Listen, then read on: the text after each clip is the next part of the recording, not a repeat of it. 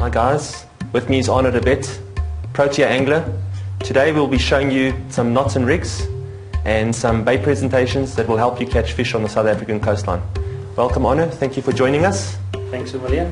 And I hope you'll, with your experience, show us and show the viewers how to catch fish on our coastline. Thank you, and I'm looking forward to it. Thanks a million.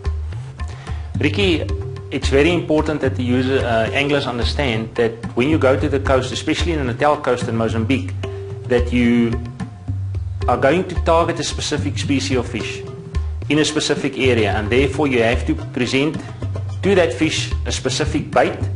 You have to make it yourself, you have to make the trace yourself, and it's very important to prepare the right bait on the right trace for the fish you're going to target.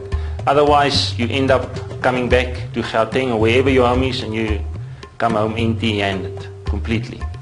So hopefully what we're going to demonstrate now will assist the anglers, the holiday goers, to make the right trace, present the right bait, and hopefully catch some fish. Another bait that we also use for grey sharks and for hammers and for sand sharks is mackerel. This little fish here. The bait I'm going to demonstrate is basically cutting off the head and use the head alone to cast it. And again,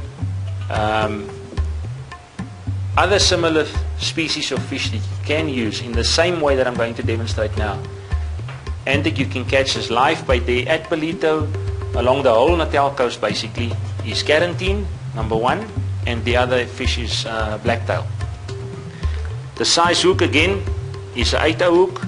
The trace is exactly the same, 90-pound steel biting trace, 0.85mm nylon, and a decent size swivel. Now, again, it is important, if you can, to float the bait.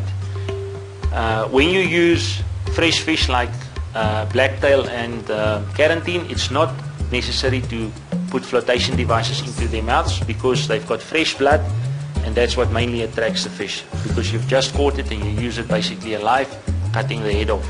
Here, this mackerel has been frozen, so I'm going to use a small bit of flotation, put it inside the mouth, and use that to float the head and make it move around a bit more natural. Again, shape it a little bit so that it's like this, and the thinner end I'm going to push first into the mouth of the mackerel, shove it in. Okay, and what then is I'm going to take my knife and I'll just make a few cuts over the head, yeah, into the front part, and also under the gills here. And this is mainly, the main reason for this is being so that the cotton can groove into these little cuts and it can sit on the head and doesn't slide off after I've pushed the hook through.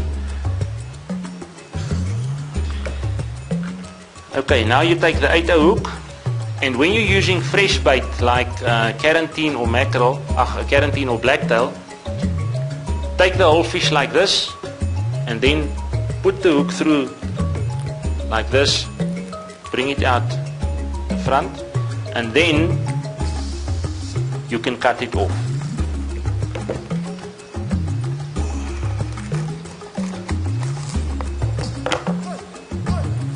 Okay, that's basically how it looks. There you can see there's still a lot of blood in this mackerel's head, and this blood will start dissolving in the water as soon as it hits the sea.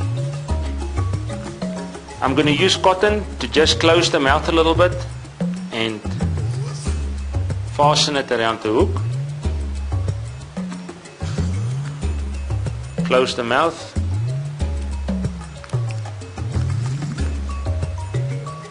Cotton it up on the bottom beak side, and then back again.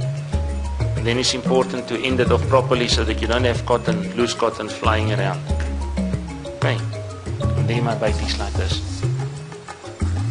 And your mackerel head and your blacktail head and your carantine head, or whatever other small bait fish head you're going to use in exactly the same way as this.